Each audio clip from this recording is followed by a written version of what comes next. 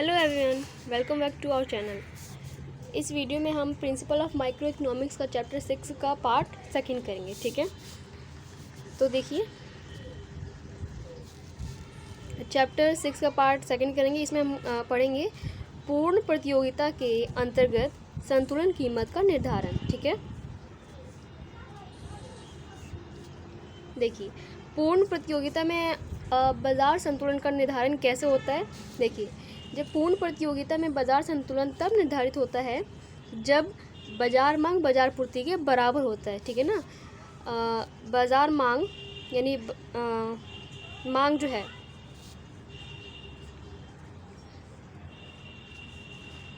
जो है वो पूर्ति के बराबर होगा। ठीक है, तब क्या होगा, बाजार संतुलन होगा। समझ में आया?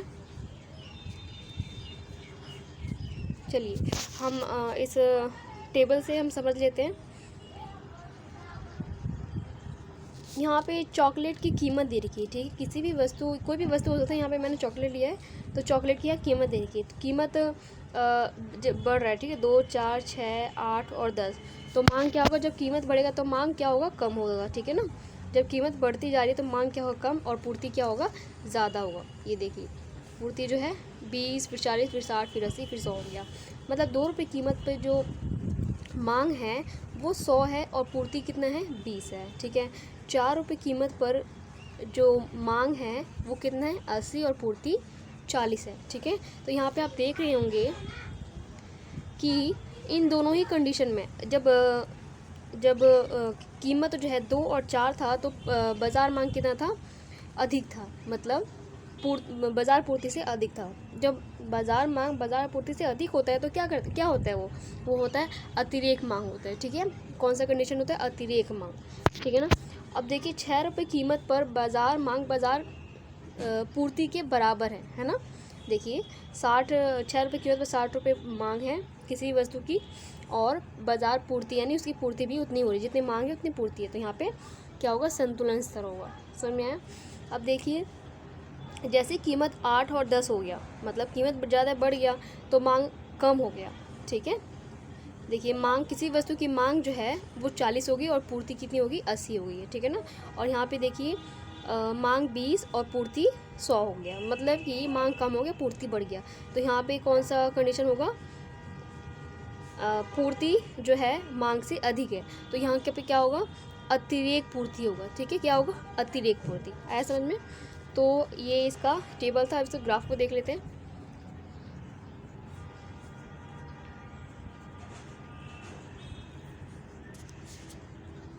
देखिए यहाँ पे एक्स अक्ष पे क्या लिया गया है, किसी भी वस्तु, यहाँ पे हमने चॉकलेट ले रखा है तो चॉकलेट की मांग और पूर्ति यहाँ नीचे एक्स अक्ष पे लिया गया है। ठीक है, और चॉकलेट की कीमत कितनी ले रखी है, कहाँ पे लिया है, वाई अक्ष पे हमने क्या लिया है, चॉकलेट की कीमत। ठीक है, अब देखिए जो पूर्ति वक्र होता है वो नीचे की ओर ढाल होता है ना, नीचे की तरफ होता है, हमने पढ़ रखा है।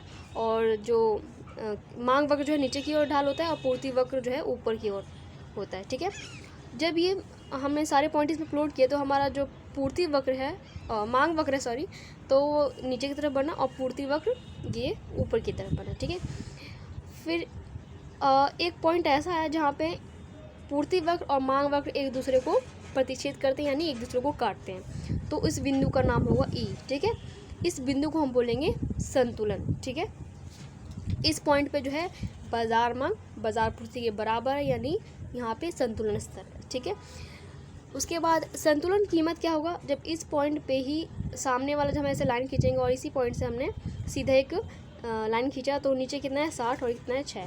तो ये जो 6 आया है वो क्या होगा, संतुलन कीमत, और जो 60 आया वो क्या हो जाएगा, संतुलन मात्रा। ठीक है,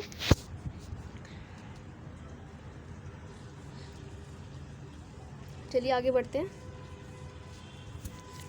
तो मैंने आपको बता दिया था, फिर यहाँ पे लिखा हुआ है अतिरिक्त मांग या अतिरिक्त पूर्ति, अतिरिक्त मांग। ठीक है, अतिरिक्त मांग को हम बोल सकते हैं या तो अतिरिक्त मांग बोलेंगे या अतिरिक्त मांग। ठीक है, अतिरिक्त मांग से उस स्थिति से होता है जब प्रचलित बाजार कीमत पर मांगी गई मात्रा पूर्ति की जाने वाली मात्रा से अधिक होता है। ठीक है, जैसा कि मैंने आपको बताया, मांग जो है अधिक है किससे? पूर्ति से। ठीक है ना, जब किसी भी वस्तु की अधिक मांग की जा रही है और लेकिन उसकी पूर्ति नहीं हो पा रहा है तो क्या होगा, इसमें क्या कंडीशन होगा? अतिरिक्त मांग होगा। ठीक है, और उसका ग्राफ देखिए ऐसे बनेगा। ये हमारा मांग वक्र है डी और ये हमारा पूर्ति वक्र है क्या है? एस। ठीक है, यहाँ पे संतुलन बिंदु है बिंदु ई। ठीक है, यहाँ पे संतुलन कीमत पी और संतुलन मात्रा क्यू है। अतिरिक्त मांग कब होगा? जब सप्लाई कम होगा। देखिए यहाँ पे पूर्ति जो है कम है। ठीक है, इस पॉइंट पे पूर्ति कम है। ठीक है, और यहाँ पे जो ये दिख रहा है आपको, यहाँ पे मांग अधिक है। इस पॉइंट से जो है यहाँ से यहाँ पे क्या है? मांग अधिक है। दिख रहा है ना आपको? तो यहाँ पे होगा अतिरेक या अतिरिक्त मांग होगा। ठीक है, और जब मांग अधिक होगा तो इसका जो ये बीच का गैप है वो क्या होगा? यहाँ पे Q2 था। ठीक है, पहले हमारा आरंभिक जो मात्रा थी Q थी और कीमत कम हो गया तो क्या हो गया? Q2 हो गया। ठीक है, कीमत कम हुआ तो मांग बढ़ गया, कीमत कम होने पे क्या हो गया? मांग बढ़ गया। ठीक है, तो यहाँ पे क्या हो जाएगा? Q1 हो जाएगा मांग। ठीक है ना, उसके बाद है हमारा अतिरिक्त पूर्ति या अतिरेक पूर्ति। अब ये क्या होता है? अतिरेक पूर्ति से अभिप्राय उस स्थिति से होता है जब प्रचलित बाजार कीमत पर पूर्ति की जाने वाली मात्रा मांगी जाने वाली मात्रा से अधिक होता है। ठीक है, यानी मांग जो है कम है पूर्ति से। ठीक है ना, मांग जो है पूर्ति से कम है, मांग कम है पूर्ति से, यानी पूर्ति अधिक है। ठीक है, तो इसमें क्या होगा? इस स्थिति में क्या होगा? अतिरेक मांग होगा, अतिरेक पूर्ति होगा। ठीक है, क्योंकि यहाँ पे पूर्ति अधिक है। आया समझ? उसके बाद इसका ग्राफ देखिए। यहाँ पे एक्स अक्ष पे मांग और पूर्ति लिया गया है और वाई अक्ष पे कीमत को लिया गया है। ठीक है ना, हमारा आरंभिक जो संतुलन बिंदु था वो कहाँ था? ई बिंदु पर था। ठीक है, जैसे ही कीमत को बढ़ाया गया, कीमत जब बढ़कर OP से OP1 हो गया तो क्या हो गया? जब कीमत बढ़ गया तो मांग कम हो जाएगी ना, मांग कम हो गया और सप्लाई लोग उसको खरीदेंगे कम, तो वस्तु की जो पूर्ति है वो अधिक हो जाएगी, है ना। तो इस स्थिति में क्या होगा? अतिरिक्त पूर्ति होगा। ठीक है, ये देखिए यहाँ पे इस पॉइंट पे क्या होगा? अतिरिक्त पूर्ति। यहाँ से यहाँ तक क्या होगा? अतिरिक्त पूर्ति ऊपर की तरफ। ठीक है, देखिए यहाँ से लेकर यहाँ तक जो पूर्ति अधिक है उसे क्या बोलेंगे? उसे अतिरिक्त पूर्ति बोलेंगे। ठीक है, उसके बाद हम आगे बढ़ते हैं। देखिए, अर्थक्षम और गैर अर्थक्षम उद्योग क्या होता है? तो अर्थक्षम उद्योग वह उद्योग होता है जिसमें पूर्ति और मांग वक्र जो है धनात्मक अक्ष पर एक दूसरे को काटते हैं। ठीक है, देखिए यहाँ लिखा हो गया है, अर्थक्षम उद्योग वह उद्योग होता है जिसमें पूर्ति और मांग वक्र धनात्मक अक्षों पर एक दूसरे को प्रतिच्छेद करते हैं। जैसे कि आपको ग्राफ में दिखाया गया है, ये मांग वक्र है और ये पूर्ति वक्र है, ये एक धनात्मक अक्ष पर काट रहे हैं, तो क्या होगा? ये अर्थक्षम उद्योग होगा। ठीक है, उसके बाद है गैर अर्थक्षम उद्योग।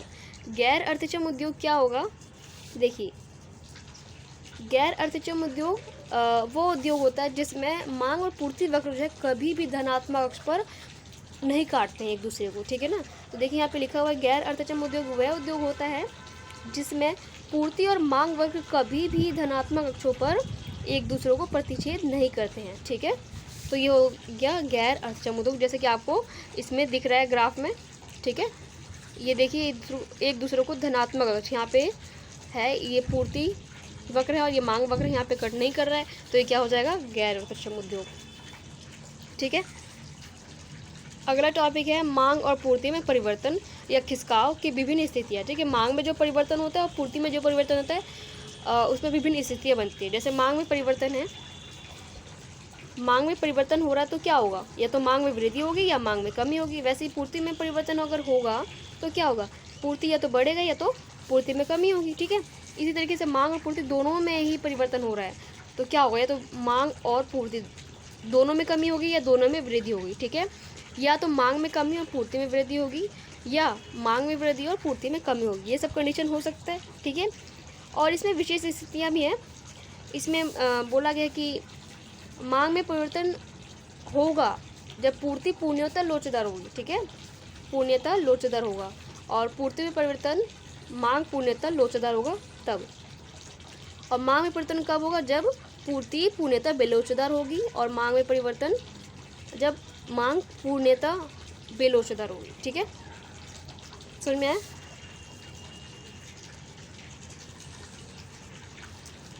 चलिए हम आगे बढ़ते हैं। देखिए मांग में परिवर्तन, ठीक है, मैंने जैसे कि आपको बताया था मांग में परिवर्तन के क्या होगा, परिवर्तन यानी किसका वो क्या होगा, या तो मांग में कमी लाएगा या मांग वक्र में वृद्धि लाएगा। ठीक है, तो यही है। देखिए मांग में परिवर्तन या मांग वक्र में किसका हो, किसी भी कारक में परिवर्तन के कारण होता है। परिवर्तन मांग में वृद्धि या मांग में कमी के रूप में हो सकता है। ठीक है, जैसा कि मैंने आपको बताया था बाजार संतुलन ई बिंदु पर निर्धारित होता है जब आरंभिक मांग आरंभिक पूर्ति वक्र एक दूसरे को काटते हैं। ठीक है ना। उसके बाद है मांग में परिवर्तन का जो पहला पॉइंट था हमारा, मांग में वृद्धि। देखिए मांग में वृद्धि, ठीक है, मांग में वृद्धि कब होगा, जैसे कि आपको ग्राफ में दिख रहा है ये मांग वक्र है, सॉरी मांग में वृद्धि। देखिए ये डी क्या है, मांग वक्र, ठीक है, और ये एस क्या है, पूर्ति वक्र। इस पर ई संतुलन का बिंदु क्या है, ई है। ठीक है, जब हमने मांग को बढ़ाया तो बढ़ेगा तो क्या कहाँ जाएगा, ऊपर की ओर जाएगा। ठीक है ना, ऊपर की ओर जाएगा, और यहाँ पे D1 हो जाएगा, मांग बढ़कर D1 हो जाएगा। ठीक है, तब क्या होगा, इस समय क्या होगा, जब नया संतुलन बिंदु जो होगा E1 होगा। ठीक है, इसमें क्या होगा, नया संतुलन बिंदु E1 होगा। ठीक है, तो देखिए यहाँ लिखा है मांग में वृद्धि मांग वक्र DD में दाईं और खिसकाव लाकर मांग वक्र DD कर देता है। जैसे कि मांग में वृद्धि होगा तो ऊपर की ओर दाईं ओर खिसकेगा, और जो नया मांग वक्र बनेगा वो D1 बनेगा। ठीक है, चलिए देखिए जब मांग बढ़कर D1 हो जाता है तो पुरानी संतुलन कीमत OP पर अतिरिक्त मांग हो जाती है। ठीक है, जैसे कि हम देखिए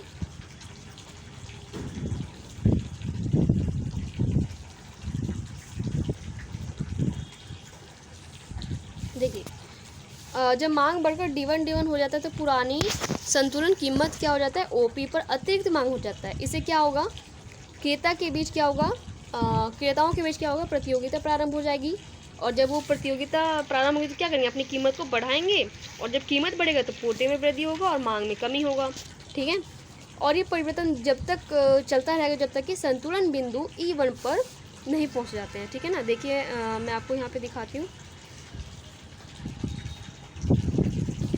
ये देखिए जब इस बिंदु से हमने मांग को बढ़ाया, जब मांग बढ़ गया तो क्या होगा, मांग जब बढ़ गया तो पूर्ति तो कम होगा ना, किसी वस्तु का जब मांग बढ़ गया तो उसकी पूर्ति कम होगी, तो क्या करेंगे, जो क्रेताएं हैं वो क्या करेंगे, अपनी जो कीमत को बढ़ाएंगे। ठीक है, कीमत को बढ़ाएंगे, और जब कीमत बढ़ेगा तो क्या होगा, मांग जो है कम होगा। ठीक है, और ये तब तक चलता रहेगा जब तक कि नया संतुलन बिंदु E1 पे नहीं पहुंच जाते। ठीक है ना, तो ये आगे लिखा हुआ है,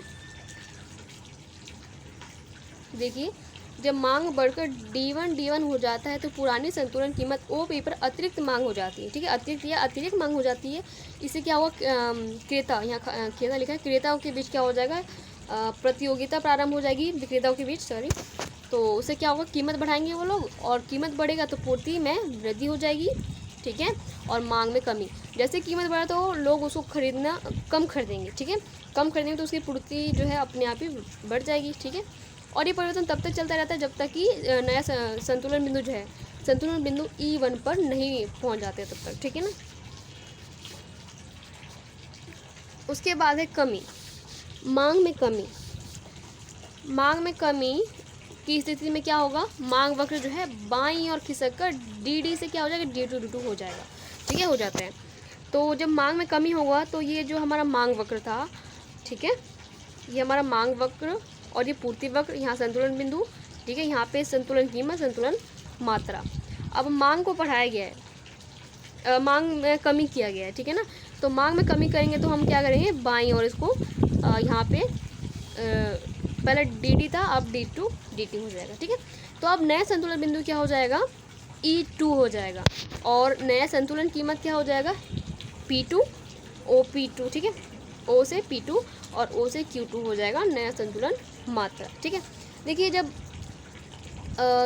किसी भी वस्तु का जब हम मांग यदि हम कम करते हैं तो क्या होगा, मांग यदि कम हो गया तो यहाँ पे क्या होगा, अतिरिक्त या अतिरिक्त पूर्ति होगा, ठीक है।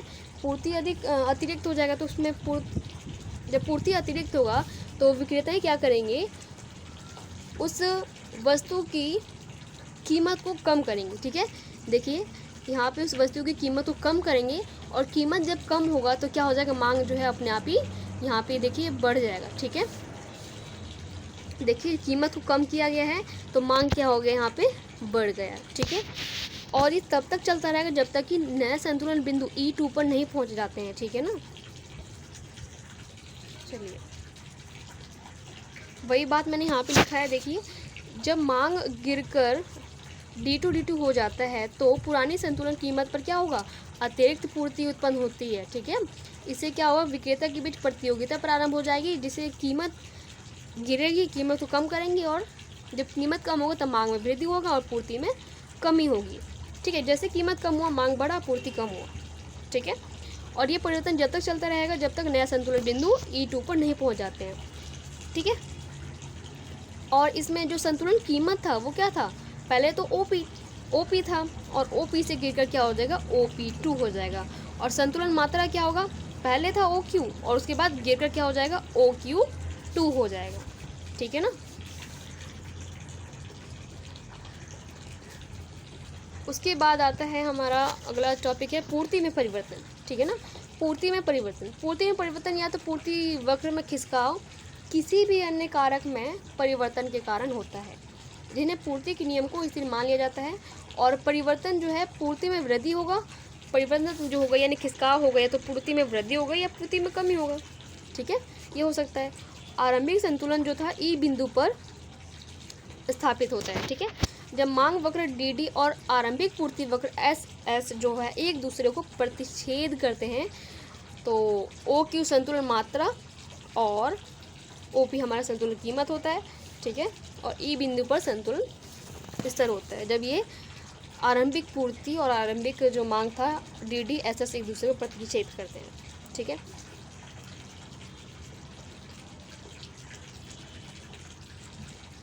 देखिए पूर्ति में परिवर्तन मैंने कहा था या तो मांग में वृद्धि या तो मांग में कमी। तो मांग में वृद्धि, देखिए मांग में पूर्ति में वृद्धि, ठीक है। पूर्ति में परिवर्तन या तो क्या होगा, पूर्ति में वृद्धि होगी या पूर्ति में कमी होगा। पूर्ति में वृद्धि मतलब जब पूर्ति में वृद्धि होती है तो होती है जबकि मांग अपरिवर्तित रहती है तो पूर्ति वक्र दाईं ओर खिसककर SS से क्या होता है, S1 हो जाता है। देखिए मांग में कोई चेंज नहीं हुआ है, मांग जैसे था वैसी है, लेकिन पूर्ति को बढ़ा दिया जाता है तो क्या होगा, पूर्ति जब पूर्ति ये है, ठीक है। देखिए ये मांग वक्र है, ये पूर्ति वक्र है, ठीक है। और इस पूर्ति वक्र को हमने बढ़ा दिया है, ठीक है। बढ़ाएंगे तो आगे की तरफ ले जाएंगे, है ना। बढ़ा दिया है तो जो पूर्ति वक्र खिसक कर आगे की तरफ बढ़ गया तो क्या हो जाएगा, पहले था SS और अब हमने इसको आगे बढ़ा दिया तो कौन सा वक्र बन गया, S1, ठीक है। देखिए और जब हमने पूर्ति को बढ़ाया है, ठीक है, पूर्ति को बढ़ाया तो हम इसमें क्या होगा, पूर्ति बढ़ाया तो यहाँ पे मांग क्या होगी, कम होगी और पूर्ति अधिक होगा, ठीक है ना।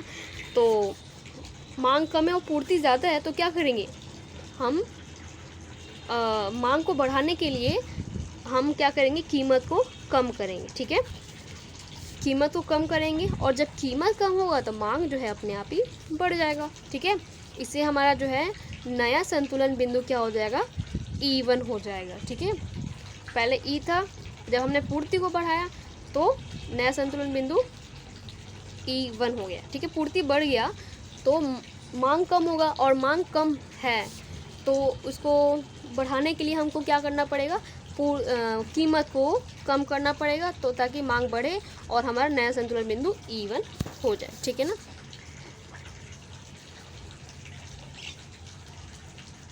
देखिए यही बात यहाँ लिखी गई है, जब पूर्ति बढ़कर S1 हो जाती है तो इससे क्या होता है, पुरानी संतुलन कीमत OP पर अतिरिक्त पूर्ति होती है। ठीक है, अतिरिक्त पूर्ति हो जाती है, जिससे विक्रेताओं के बीच क्या होगा, प्रतियोगिता प्रारंभ हो जाएगी और कीमत वो क्या करेंगे, कीमत को गिराएंगे। ठीक है, जिससे कीमत गिरती है, कीमत गिरने से क्या होगा, मांग में वृद्धि होगी और पूर्ति में कमी होगी।